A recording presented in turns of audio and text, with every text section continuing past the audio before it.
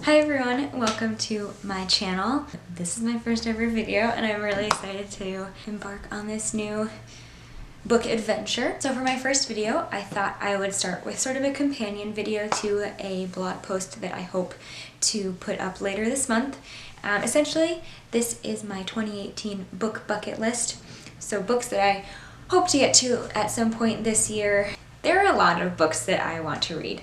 My TBR is ever growing and sometimes it's hard to conceptualize all the books that I still have left to read. For this bucket list, I thought I would break it up into 5 different categories of different types of books that I hope to read. On my blog, there will be 5 books in each category for a total of 25 books. But for the video, I thought it would be way easier just to talk about one book from each category since this is my first video and I don't even know if I totally know how to edit a video yet. So for the first category, I chose new series. These are not series that are new to the world, but rather just new to me. So the book in this category that I'm going to talk about, City of Bones by Cassandra Clare. So this is the beginning of the Shadowhunters Chronicles, a 13 book series that is widely loved and I still kind of can't believe I haven't read it yet. It's what you would call an urban fantasy story, so it takes place in New York City, and in that way it's very real world. There's nothing different about the city, except for the fantasy element, which are the Shadowhunters. Shadowhunters are essentially responsible for ridding the world of evil demons. I don't really know the intricacies of how demons are here, how they're killed, or anything like that, but neither does our main character. Clary Frey is our main character that we follow in this story. She has grown up in New York City and one night witnesses a murder, and from there is very confused because A, the body disappears and she doesn't know where it went, and B, she is the only one who can see these teenagers that committed this murder, and they are covered in tattoos. I think this is one of them. What I think seems really cool about this book is that we are introduced to the Shadowhunters and this sort of new world the same time our main character is. This reminds me a lot of how Harry Potter is handled, where at the beginning of the series Harry knows nothing about witches, wizards, Hogwarts, any of that, and we sort of experience it with him and learn all of the intricacies of this world alongside him. It kind of seems like what's going to happen with this one, so I'm super excited to finally pick it up, see how I like it, and then go from there. The next category I came up with is continued series. So these are series where I've read the first book or two but just haven't made my way through the entire series. And this one is one that I'm really intimidated by, but I'm really hoping I can check it off my list. Storm of Swords by George R.R. Martin. This is the 3rd book in the A Song of Ice and Fire series, better known as Game of Thrones. I started with a TV show. I became really obsessed, I think in my junior year of college, fell in love with the HBO series. It's just a really interesting world. This essentially takes place in medieval times where there are several characters who are vying for the throne. They believe it's rightfully theirs and that they have the most legitimate claim. And so we follow a bunch of different characters as they try to make their way to the Iron Throne. While all of this is happening, there is also the threat of the White Walkers. I guess zombies is the closest thing that I can compare them to. But they used to sort of rule the world and they are coming back, but everyone sort of believes they're a myth, so no one is really paying attention to that threat and rather are more focused on who's going to win the throne, who's going to wear the crown. The characters in this series are really flawed. There are some characters who are inherently good, but a lot of them are evil or are going about their noble deeds in really evil ways. I think there's maybe one character that you could call good, or at least one main character that you could call good, but I think that's what makes it so interesting, is that you're rooting for a lot of these characters, but they're also doing really evil things. Anyway, these books are giant. The writing is really small. And there's so much detail packed into this. For me, it was really helpful to watch the TV series first and then read the books because I had a basic understanding of the world, the characters, some of the details, and the books just expand on that and are able to talk about some of the things that the show just can't fit in.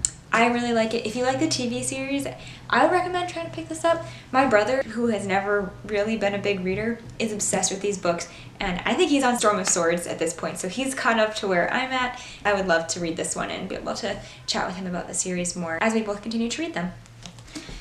So the next category is standalone novels. And this is probably what makes up the majority of my TBR list, so coming up with just 5 books was really, really difficult, and I had a really hard time choosing which book I would talk about for the video. I have read a book from this author before, so that's part of why I'm really, really hoping to get to this one this year. So the book is 1,000 Splendid Suns by Khaled Hosseini. This is the author of The Kite Runner, which is such an incredible book. Anyway, 1,000 Splendid Suns takes place in Afghanistan over the course of 30 years, when the Soviet Union invades Afghanistan to the reign of the Taliban, and it follows a couple different generations as they sort of navigate life in this war-torn country. It sort of deals with themes of how to be happy in this world full of despair, and when you just don't really know what's going to happen. That's really all I know about it. I kind of want to go into this not knowing too much, because I did that with The Kite Runner, and it's still one of those books that has really just stuck with me, and I imagine this will be the same. One of my former coworkers actually said that this is her favorite book of all time, and she loved it even more than The Kite Runner. And based on what I thought of that one, I can't wait to pick this up, and I can't believe I haven't read it yet. One of my challenges for myself this year was to read more classic books. I read a lot, but I don't read much classic literature. I don't know why, it just isn't something that I'm totally drawn to, but I recognize that there's a lot that I'm missing out on by not reading some classic books that, are classics for a reason. So I already checked one off my list. I read The Murder of Roger Ackroyd by Agatha Christie, and it was pretty good. I'm glad I read it. It wasn't my favorite book that I've read. It wasn't my favorite Agatha Christie that I've read so far, but if you want to hear more about my thoughts on my first classic of the year, I'll link that blog post below. So like I said, I haven't read a lot of classics, but one author that I've never read that always surprises people is Jane Austen. So I have tried to read both Pride and Prejudice and Persuasion before, and neither of them really grabbed me. They just, I think, weren't the books that I was looking to read at the time that I picked them up.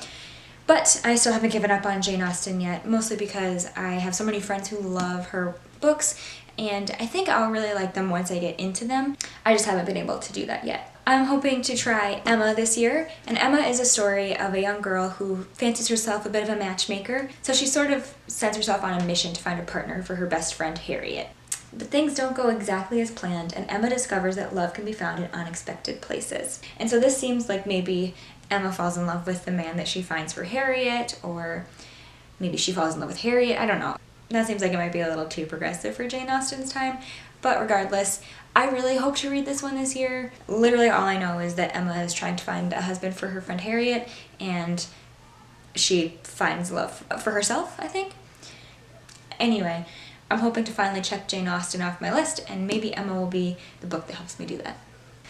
And finally, the last category is nonfiction. So much like classics, I don't read a lot of nonfiction. That's just not my genre. I love being swept up into fiction and fantasy and experiencing new worlds rather than reading about the one that I'm a part of. However, I really love learning, and reading is a passion of mine, so reading to learn is something that I want to be better about rather than just reading for enjoyment. And again, I've already checked one book off of my challenge of reading 6 nonfiction books this month. I read Promise Me Dad by Joe Biden. Again, I can link my blog post to that in the description box below. The book I chose to talk about for this is Bad Feminist by Roxane Gay. So I actually picked this up right before I went to Washington, D.C. last year for the Women's March on Washington, which was an incredible experience. I was hoping to read this around that time because it felt very relevant, but I just never got around to reading more than the first couple of essays. So I would really like to pick this back up and actually finish it this year.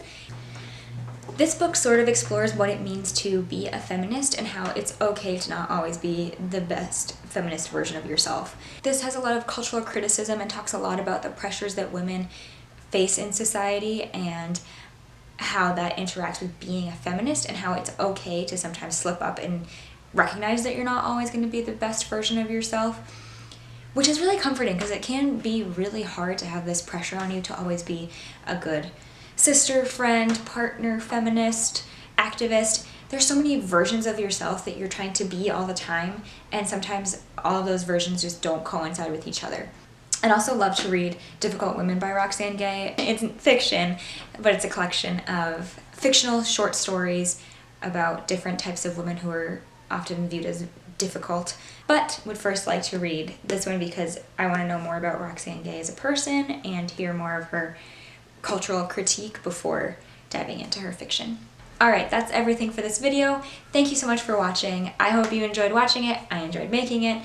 If you have any thoughts of things you want to hear me talk about in the future, you can leave a comment below. You can hit the thumbs up button, subscribe if you want me to make more videos, and I'll see you all in my next video. Bye.